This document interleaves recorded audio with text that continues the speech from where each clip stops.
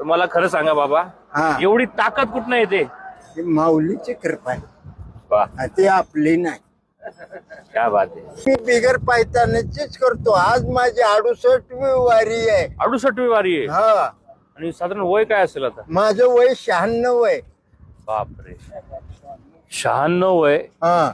1928 चा जन्म आहे माझा.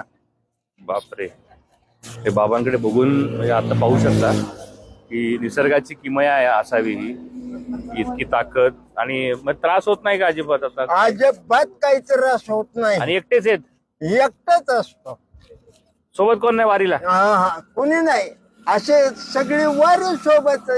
काय चाललंय बाबा म्हणतात, पळत येत पुढे. आमच्या पायात काही नसतं, आम्ही आपलं तर म्हणतो हळू हळू हळू पण जायचं शेवटपर्यंत. शेवटपर्यंत जातो.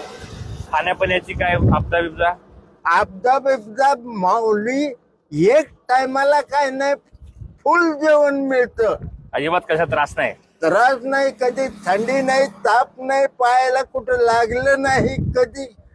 हे टाइम आलाच नाही. गोळ्या बिळ्या काही चालू आहेत का? काही नाही. माझे झडती घेऊन बघा.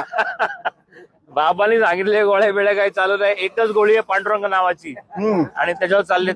मग असं आजारी बिजारी पडसाल, आता वय झाले, आराम करायचं घरी? काहीच नाही. अजिबात नाही. वारी करायची? वारी करायची नाही. मला दुखणंच येत नाही कवा.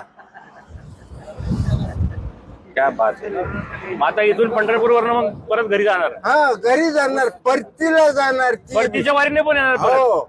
असं गाडी घोड्याने जाणार नाही अजिबात? नाही नाही, अजिबात जात नाही. तुम्ही चोपदाराला ह्याला चौकशी करा.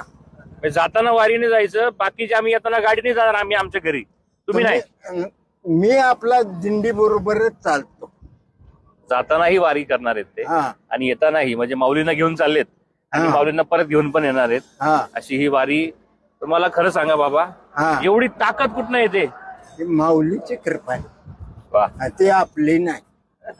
क्या बात आहे. बाबांसाठी एकदा टाळ्या वाजवा. पुंडलिक वरदे हरी विठ्ठल श्री ज्ञानदेव पंढरीनाथ भगवान की जय.